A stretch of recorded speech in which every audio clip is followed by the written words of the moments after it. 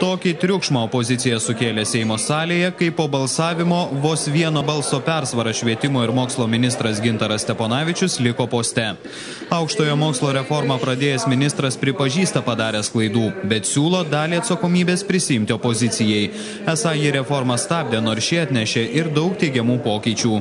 Daugiau nei ankstesniais metais yra studijuojančių valstybės lėšomis, dvigubai daugiau yra viena studento vieta universitetuose finansuojama, daugiau studentų gali turėti prieinamumą tiek miestuose, tiek ir visoje Lietuvoje dėka socialinių ir kitų prieinamumo rodiklių. Ir aš manau, kad pokyčiai yra pozityvūs, nepaisant šauksmo ir klyksmo, mes judėsime į priekį.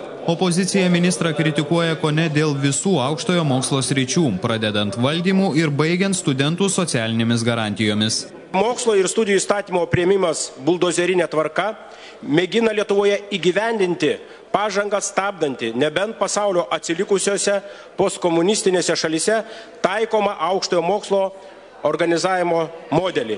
Studentai irgi nepatenkinti ministro darbu. Reformą apskritai reikėjo pradėti ne nuo galbūt labai greito stumimo jos, o nuo normalios strategijos parengimo. Strategijos mes iki šios dienos neturime ir nežinome, koks Lietuvos aukštasis mokslas bus po 10, po 15 ar 20 metų. Prezidentė išreiškė paramą Gintarui Steponavičiui. Esą tai pirmas ministras išdrįsęs imtis radikalios reformos.